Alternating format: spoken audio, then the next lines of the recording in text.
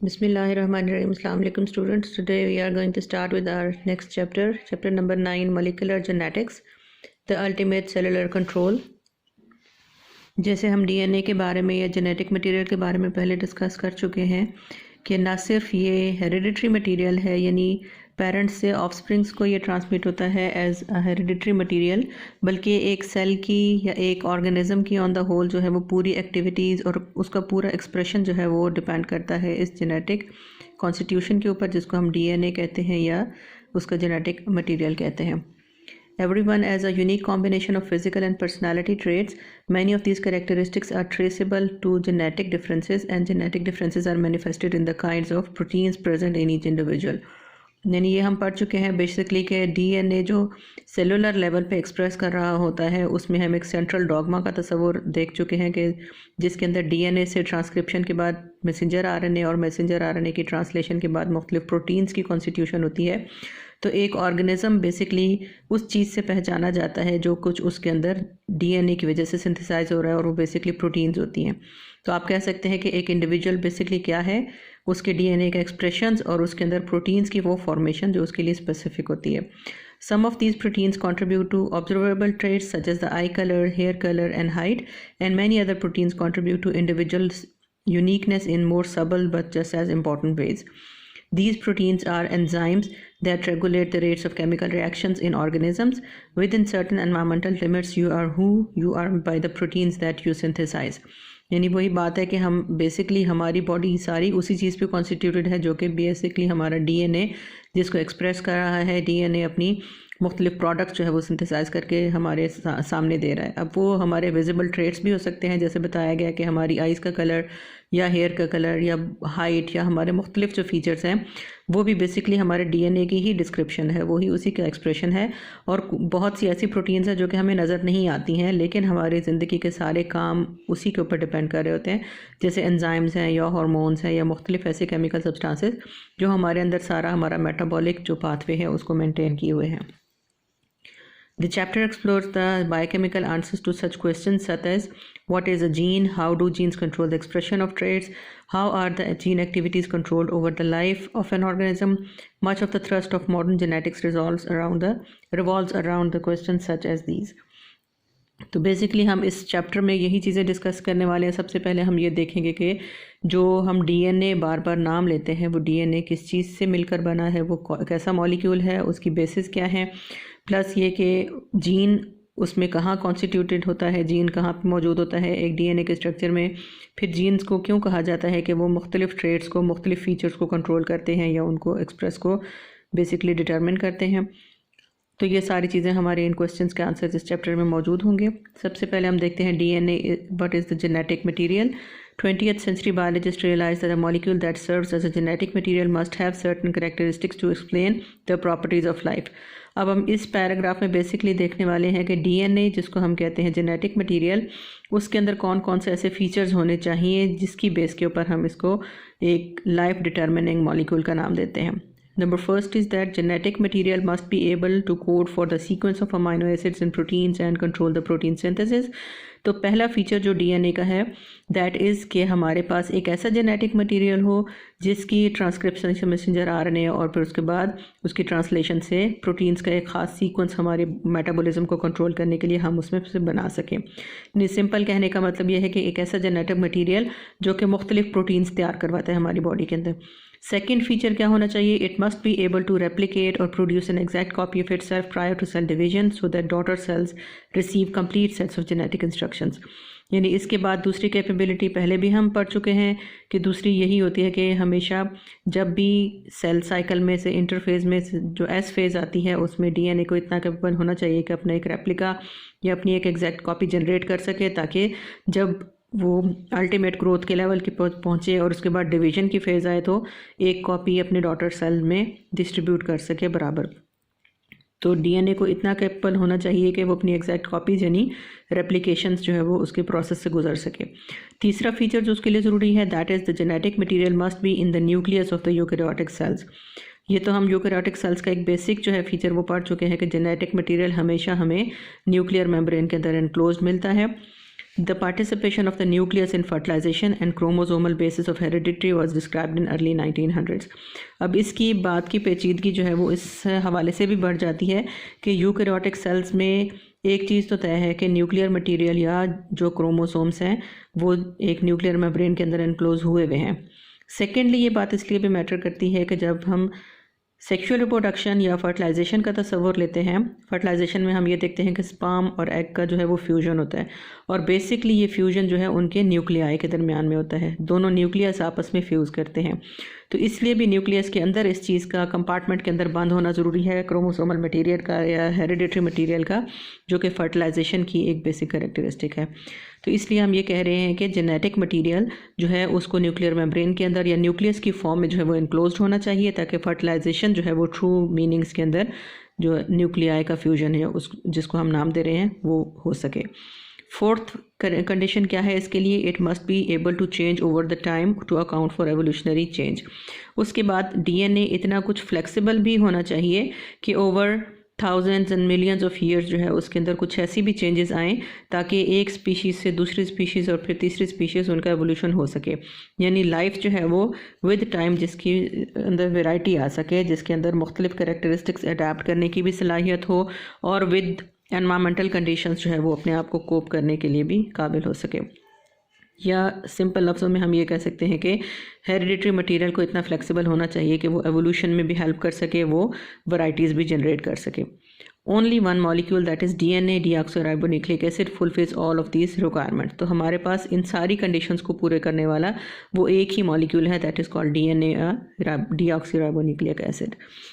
अब हम देखने वाले हैं कि डीएनए बेसिकली जो जिसको हम डबल हेलिकल स्ट्रक्चर का नाम देते हैं वो क्या चीज़ है, किसने इसको डिस्कवर किया था.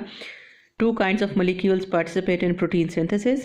By the early 1900s, scientists knew that both molecules are in the nucleus and that both are based on the similar building block, the nucleotide, giving them their name nucleic acid. यानी basically हमने जब मुख्तलिफ levels के ऊपर इसको study किया गया genetic material को, तो इसके दो मॉलिक्यूल्स हमारे सामने आए हैं. एक हम डीएनए कहते हैं और दूसरे को हम आरएनए का नाम देते हैं.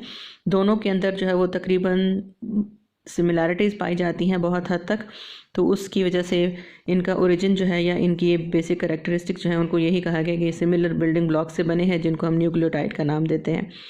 One of these molecules is deoxyribonucleic acid or DNA. It is a genetic material and the other is ribonucleic acid or RNA. It is produced in the nucleus and moves to the cytoplasm where it participates in protein synthesis. The study of how the information stored in DNA codes for RNA and protein is molecular genetics. यानी आपसे अगर पूछा जाए molecular genetics क्या होती है, तो basically DNA या आरएनए के लेवल के ऊपर, इस मॉलिक्यूलर लेवल के ऊपर जाकर जब हम स्टडी करते हैं जेनेटिक्स की, that is called molecular genetics. या सिंपली आप कह सकते हैं कि डीएनए और आरएनए की स्टडी या प्रोटीन्स की स्टडी, या सिंपली हम कह सकते हैं कि जो सेंट्रल डॉगमा है जिसमें हम डीएनए को, फिर उससे आरएनए की डेरिवेशन को और फिर उसके बाद प्रोटीन के सिंथेसिस को स्टडी करते हैं, that is called molecular genetics. अब इस डीएनए के डबल हेलिकल स्ट्रक्चर के अंदर जिस चीज़ को हम कह रहे हैं कि उसकी बेस है, that is called a nucleotide. वो बेसिकली क्या चीज़ होती है, न्यूक्लियोटाइड क्या है, किन चीज़ों के मिलने से बनता है आपस में, उसमें हम देखते हैं न्यूक्लिक एसिड का स्ट्रक्चर को. Basically DNA and RNA are large molecules made up of subunits called the nucleotides. A nucleotide consists of a nitrogen containing organic base either in the form of double ring, that is purine, or a single ring pyrimidine. यानी सबसे basic constituent जो nucleotide के structure में होता है उसको हम nitrogenous base का नाम देते हैं. नाइट्रोजनस बेस की हमारे पास दो कैटेगरीज होती हैं. बेसिकली एक कैटेगरी को हम प्योरीन का नाम देते हैं और दूसरी कैटेगरी को पायरामिडीन्स कहते हैं. तो प्यूरिन्स जो हमारे पास बेसिस होती हैं उसमें नॉर्मली हम दो बेसिस को इंक्लूड करते हैं, एडेनिन और गुआनिन को.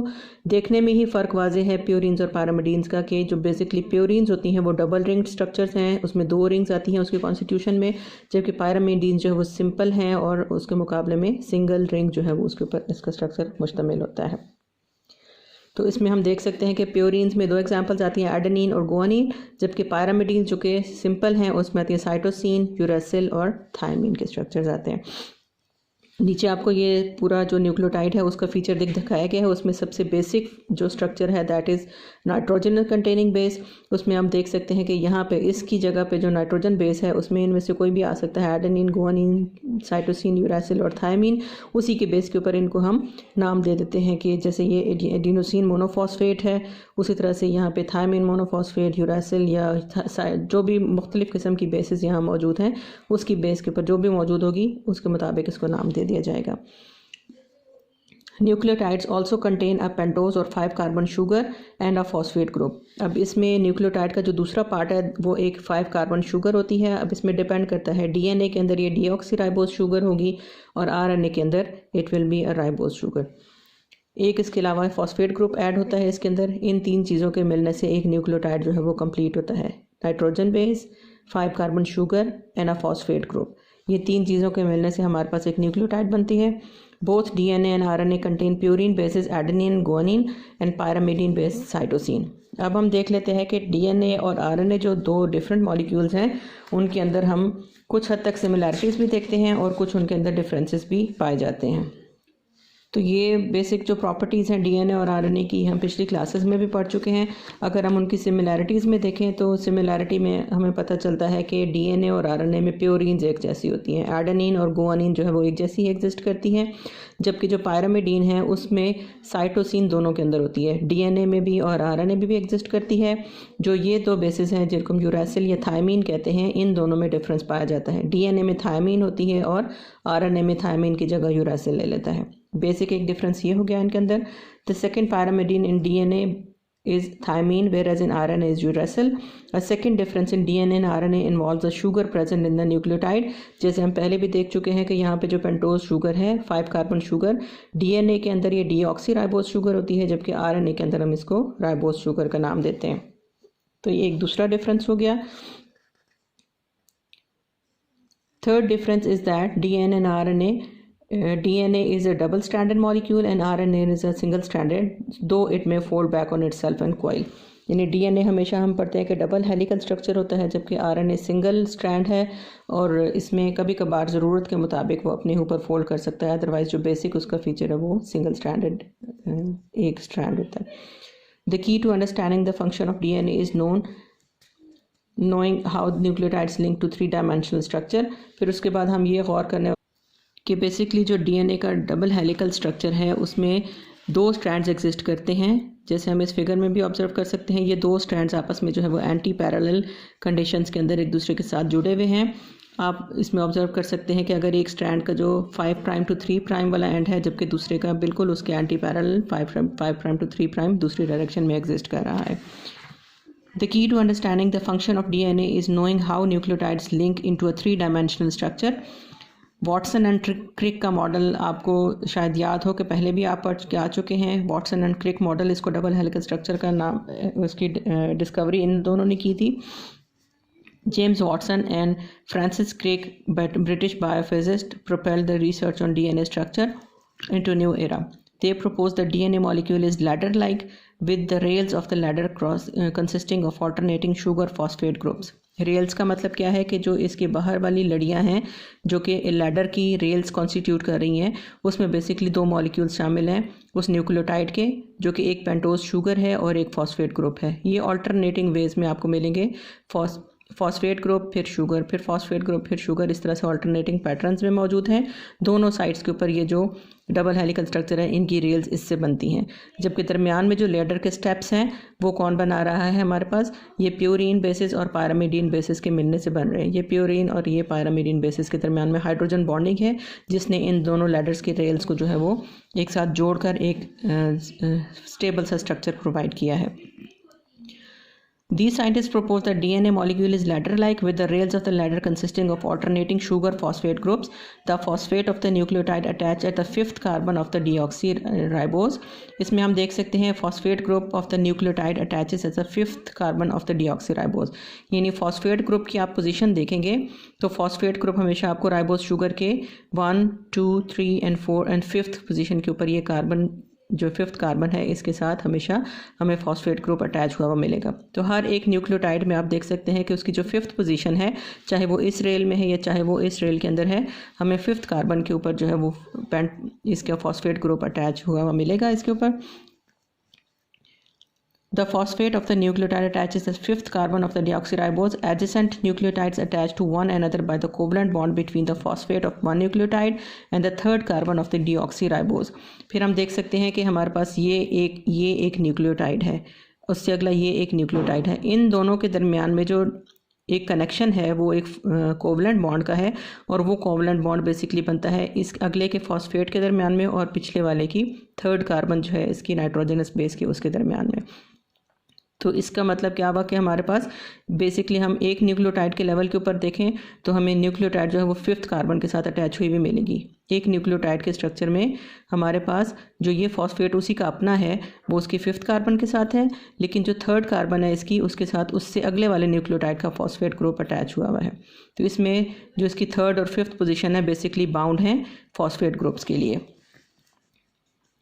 Adjacent nucleotides attach to one another by a covalent bond between the 3rd phosphate of one nucleotide and 3rd carbon of the deoxyribose. The pairing of nitrogenous bases between the strands holds the two strands together. यानी इनके दरमियान में फिर इस वाले nucleotide की ये pyrimidine है और इस वाले न्यूक्लियोटाइड की ये प्यूरिन है। इन दोनों के दरमियान में जो हाइड्रोजन बॉन्ड्स हैं वो इसको सहारा देने में या इसको स्ट्रैंड को एक स्ट्रक्चर देने में हेल्प आउट करते हैं। The pairing of nitrogenous bases between strands hold the two strands together. Adenine is hydrogen bonded to its complement thiamine, and guanine is complemented to is hydrogen bonded to its complement cytosine. यानी इसमें ये तो आप basically जानते ही हैं कि adenine और guanine pair बनाती हैं और साइटोसिन गुआनिन के साथ एडेनिन और थायमीन पेयर बनाती हैं। Adenine is hydrogen bonded to thymine and cytosine is bonded to guanine. तो इसमें ये भी हम जानते हैं कि एडेनिन जो है वो डबल हाइड्रोजन बॉन्ड के साथ थायमीन के साथ लिंक होती है और साइटोसिन जो है वो ट्रिपल हाइड्रोजन बॉन्ड्स के साथ गुआनिन के साथ जो है वो अपना ताल्लुक़ बनाती है। इसमें भी हम ऑब्जर्व कर सकते हैं जहाँ पे एडेनिन है, एडेनिन के साथ थायमीन अटैच होगी, वहाँ पे डबल आपको हाइड्रोजन बॉन्ड्स दिखाए गए हैं। जहाँ पे गुआनिन है वो साइटोसिन के साथ ट्रिपल कोवलेंट बॉन्ड जो है वो कॉन्स्टिट्यूट करती है। Each strand of DNA is oriented such a way that 3' carbon of deoxyribose in one strand is oriented in the opposite direction from the 3 carbon in the other strand.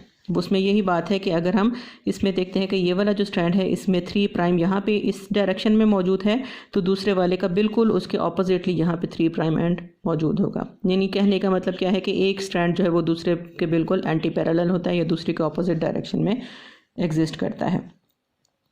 The strand's terminal phosphates are therefore at opposite ends and the DNA molecule is thus said to be antiparallel. The entire molecule is twisted into a right-handed helix. यानी अगर आप देखें इस molecule को तो ये इस तरह से आपको लीनियर फैशन में नज़र नहीं आता, बल्कि इस कॉन्स्टिट्यूशन के बाद वो आपस में इस तरह के हेलिकल फॉर्म में जो है वो राइट हैंड के ऊपर मुड़ जाता है या बल खाता है। The entire molecule is twisted into a right-handed helix with 1 complete spiral every 10 base pairs. यानी इसमें 10 बेस पेयर्स जो हैं 10 बेस पेयर्स के ऊपर एक पूरा चक्कर बनता है इसका, जिसको हम 1 हेलिक्स कहते हैं, with complete spiral every 10 base pairs. The description of DNA is accurate for DNA from nearly all the organisms. यानी तमाम स्पीशीज़ के लिए, चाहे प्लांट्स हैं एनिमल्स हैं, जिनके अंदर भी ये मॉडल स्टडी किया गया है, उसमें यही डबल हेलिकल स्ट्रक्चर और यही बेस पेयरिंग्स और इसी तरह का स्ट्रक्चर जो है सबके लिए वो वेरीफाइड है। तो अब हम अगर इसको रिकॉल करें अपने इस टॉपिक को, तो सबसे पहले हम ये देखते हैं कि जो डीऑक्सीराइबोज है या राइबोन्यूक्लिक एसिड है, दोनों की तरह का चाहे न्यूक्लिक एसिड हो उसके अंदर कुछ सिमिलैरिटीज़ हैं, कुछ डिफरेंसेस एग्जिस्ट करते हैं। बेसिकली ये दोनों जो हैं आरएनए हो या डीएनए हो वो न्यूक्लियोटाइड्स के मिलने से बनते हैं। न्यूक्लियोटाइड्स की हद तक देखा जाएगा इसमें तो 3 बेसिक फीचर्स होते हैं न्यूक्लियोटाइड में। सबसे पहले नाइट्रोजनस बेस होती है, उसके बाद 5 कार्बन शुगर है, फिर उसके साथ एक फॉस्फेट ग्रुप अटैच्ड है। इस तरह के कॉन्स्टिट्यूशन में इसके यूनिट्स होते हैं, यानी डीएनए या आरएनए का बेसिक जो स्ट्रक्चर है उसकी जो यूनिट है that is called a nucleotide. Nucleotide के अंदर हम देखते हैं कि मुख्तलिफ तरह की बेसिस आ सकती हैं। बेसिस की कैटेगरीज हम दो तरह की कहते हैं, प्यूरीन्स एंड पायरामिडीन्स। प्यूरीन्स में हम एडेनिन और गुआनिन लेते हैं, ये दोनों में डीएनए और आरएनए दोनों में ही पाई जाती हैं। पायरामिडीन जो है that are of 3 types, cytosine, uracil and thymine. Cytosine तो दोनों के अंदर होती है, जो डीएनए है या आरएनए दोनों में, लेकिन यूरेसिल आरएनए में एग्जिस्ट करती है और थायमीन सिर्फ डीएनए में एग्जिस्ट करती है। अब हम उसके बाद देखते हैं कि ये जो न्यूक्लियोटाइड्स का ये जो सीक्वेंस है, यही मुख्तलिफ तरह के न्यूक्लियोटाइड्स आपस में जब मिलते हैं तो हमारे पास एक डबल हेलिकल स्ट्रक्चर कॉन्स्टिट्यूट करते हैं। इसमें हम देखते हैं कि हमेशा गुआनिन जो है वो साइटोसिन के साथ मैचिंग करेगा और एडेनिन हमेशा थायमीन के साथ करेगा। ये हम डीएनए की बात कर रहे हैं। अब डीएनए का जो डबल स्ट्रैंडेड स्ट्रक्चर है, उसमें हम देखते हैं कि अगर लैडर की एक रेल जो है वो 5 प्राइम टू 3 प्राइम इस डायरेक्शन में जा रही है, तो उसकी जो सामने वाली रेल है वो उसके एंटी पैरेलल डायरेक्शन में इस तरफ मूव करेगी। इसमें हम देख सकते हैं कि जो रेल, ये वाली रेल्स हैं, ये वाली जो साइड्स हैं लैडर की, इनको बेसिकली बनाने वाला कौन है? फॉस्फेट ग्रुप और साथ में 5 carbon sugar. Phosphate group and 5 carbon sugar ये ऑल्टरनेटिंग पैटर्न में एक दूसरे के साथ जुड़ी हुई होती हैं। इस फिगर में भी हम इस चीज़ को ऑब्जर्व कर सकते हैं कि हमारे पास इसका राइबोज शुगर का 5th कार्बन है, उस 5th कार्बन के साथ ये फॉस्फेट ग्रुप अटैच्ड है। तो इसमें भी हम यही चीज़ देख सकते हैं कि जो 5th कार्बन है उसके साथ अपना रेलेवेंट न्यूक्लियोटाइड का अपना जो फॉस्फेट ग्रुप है वो इसके 5th कार्बन के साथ है, जबकि अगले वाली न्यूक्लियोटाइड का जो फॉस्फेट ग्रुप है वो इसकी 3rd कार्बन के साथ अटैच है। इस तरह से 3rd और 5th कार्बन जो है उन्होंने फॉस्फेट ग्रुप को अपने साथ ऑक्यूपाई किया हुआ है और ये ऑल्टरनेटिंग पैटर्न्स में एक दूसरे को जोड़े हुए हैं। जबकि जो लैडर की बीच के जो सहारे हैं उनको बेसिकली मेंटेन करने वाली ये नाइट्रोजनस बेसिस है। एडेनिन जो है वो थायमीन के साथ और गुआनिन जो है वो एडेनिन थायमीन के साथ और गुआनिन साइटोसिन के साथ जो है वो हाइड्रोजन बॉन्डिंग के थ्रू जुड़ी हुई है। इस तरह से ये स्ट्रक्चर मेंटेन होता है और जब ये इस फॉर्मेशन में आ जाता है ये स्ट्रक्चर, तो ये हेलिक्स की फॉर्म में, राइट हैंडेड हेलिक्स की फॉर्म में अपने आप को ट्रांसफॉर्म कर लेता है और हर हेलिक्स के अंदर यानी हर टर्न के अंदर जो है वो 10 बेस पेयर्स होते हैं या 3.4 नैनोमीटर या एंगस्ट्रम जो है वो इसका फासला होता है। ये एक स्टैंडर्ड है डीएनए का मॉलिक्यूल का स्ट्रक्चर जो कि तकरीबन तमाम स्पीशीज़ के लिए एग्जिस्ट करेगा।